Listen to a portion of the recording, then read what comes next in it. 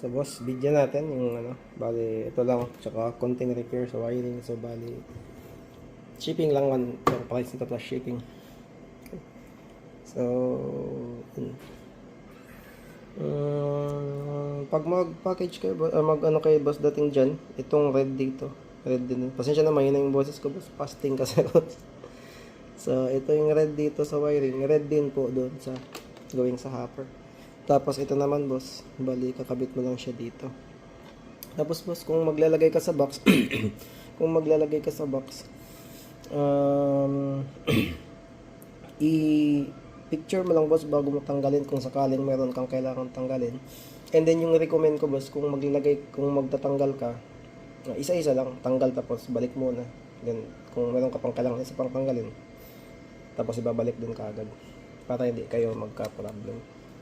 So, lagyan muna natin ng mga 5 pesos. Old in nyo na ito, boss, ha? Old in nyo.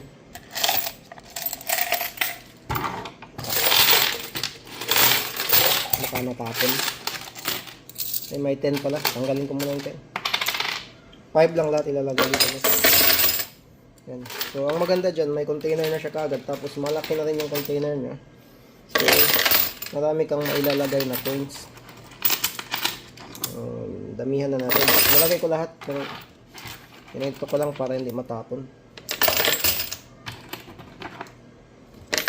So, pwede mo rin itong buksan kung sakaling gusto mo maglagay malaki na.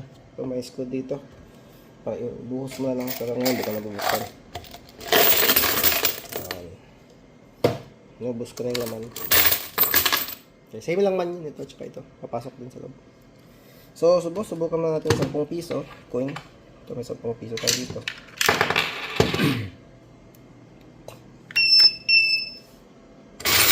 So, dalawa.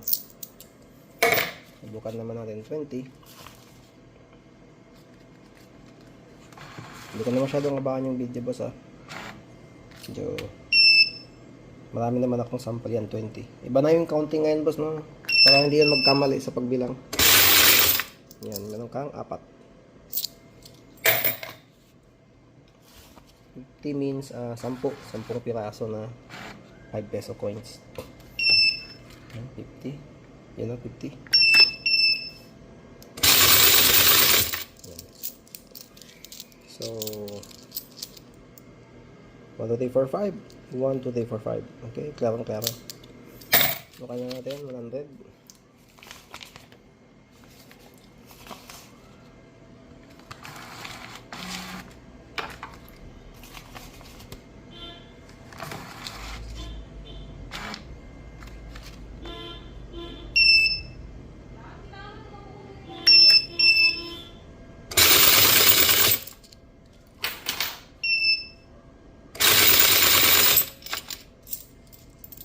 $100.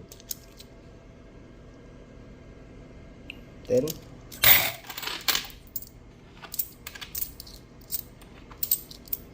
15. 20. So yun, thank you for watching.